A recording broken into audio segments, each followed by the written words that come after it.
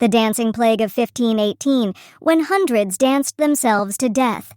It began with a single woman.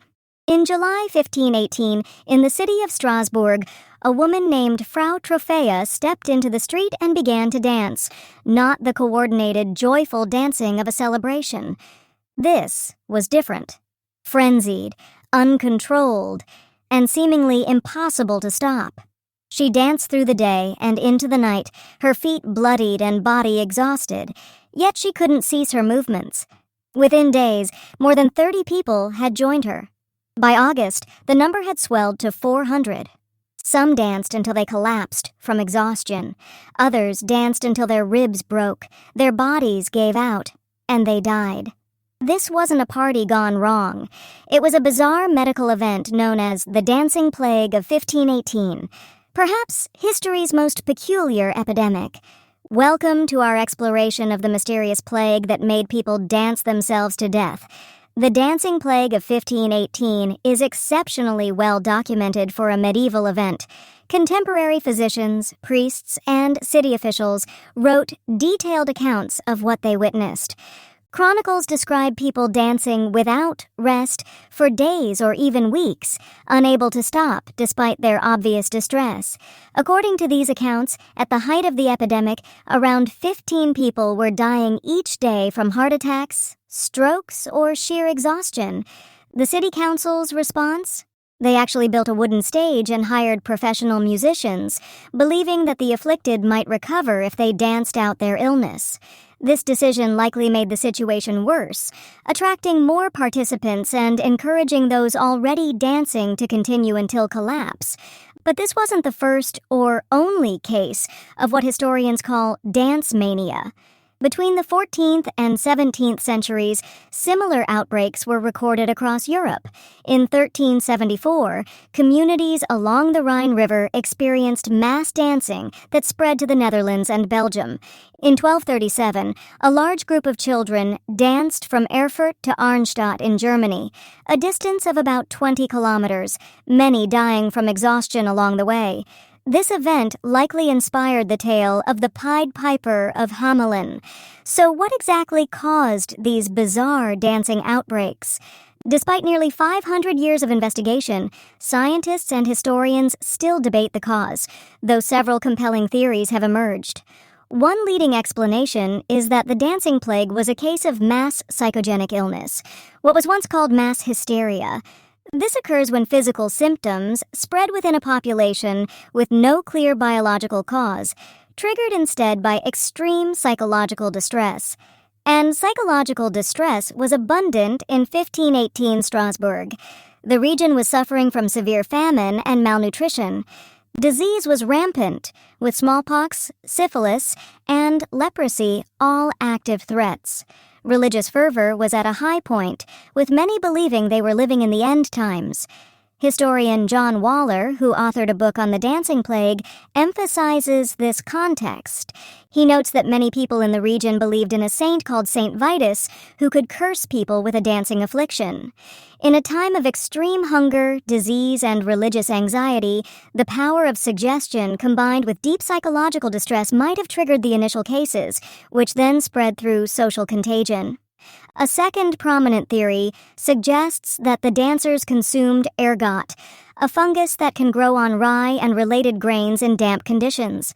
Ergot contains compounds similar to LSD and can cause hallucinations, spasms, and convulsions that might be misinterpreted as dancing. The summer of 1518 was indeed unusually damp, creating ideal conditions for ergot growth. However, this theory has significant limitations. Ergot poisoning typically causes muscle contractions and seizures rather than coordinated dancing movements. It also causes gangrene and restricted blood flow to the extremities, symptoms not recorded in the Strasbourg outbreak. Furthermore, it's unlikely that ergot poisoning would affect only certain individuals within a community, all eating similar food. A third possibility involves a condition called Sydenham's chorea, also known as St. Vitus's dance. An intriguing coincidence given the saint's association with the dancing plague. This disorder, caused by rheumatic fever, produces rapid, uncontrollable movements. However, Sydenham's chorea wouldn't spread rapidly through a population or affect hundreds at once. Some researchers have also suggested encephalitis, caused by tick-borne diseases, as these can cause movement disorders. Yet again, the pattern of the outbreak doesn't match what we'd expect from an infectious disease. A more recent theory proposes a religious cult as the explanation. Certain cults in the region practiced ecstatic dancing, and the dancing plague might have been an extreme manifestation of these rituals during a time of crisis. However, contemporary accounts clearly describe the dancers as afflicted victims rather than willing participants. The most compelling explanation combines several factors into what scientists call a perfect storm. The people of Strasbourg in 1518 were experiencing extreme stress from famine, disease, and social upheaval. They lived in a cultural context that included the concept of dance curses from St. Vitus. When Frau Troffea began dancing, perhaps due to a physical or psychological condition, others who were highly susceptible due to malnutrition and stress joined in through a combination of suggestion and social contagion.